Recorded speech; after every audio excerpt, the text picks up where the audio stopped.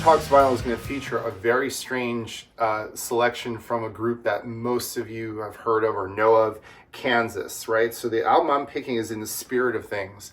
Most people would pick something like Left Overture, or you'd pick, Point of No Return, albums that people really celebrate. Those are fantastic albums.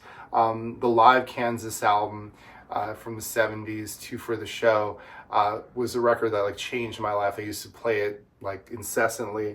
I absolutely love Steve Walsh. I absolutely love this band and what they're about, and I love their roots.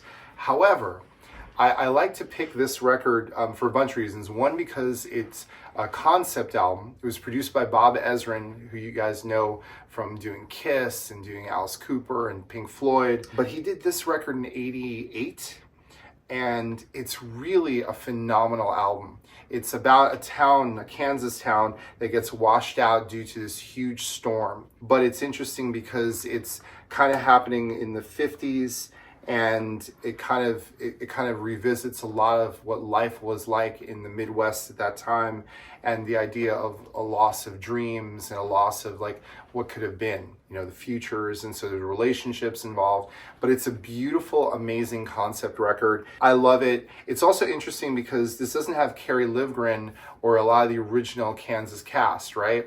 But has about half of the band. But again, you still have Phil Earhart is playing drums on it. But again, you have Steve Walsh, who's singing probably to his greatest power on this record. And you have, you just have the amazing guitar playing of Steve Morse. I'm sorry, I'm looking at the record. Great images. The idea of the first song is called Ghosts. So it's kind of like the ghosts are often talking to the living. It's an incredible album. The production's great. It's kind of insane to me how a lot of these songs weren't hit singles. They released kind of one of the more poppy songs on it called Stand Beside Me, which is a great song, but it wouldn't have been my first choice. I always thought about this record that they had chosen different singles first. It would have been huge. But very cool record, just terrific production, great storytelling. I will argue that the Bells of St. James on this album could possibly be one of the greatest, if not the greatest, Kansas song ever. If you are a fan of Kansas and you don't know this album, check it out.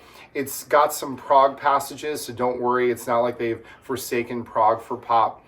It's very bombastic, very lush, just tremendous, tremendous singing, playing, great storytelling, an essential record. If you're not a Kansas fan, but you like kind of storytelling records, you like concept records, I urge you to check this album out and rediscover it. It's really fantastic. Again, Kansas in the spirit of things.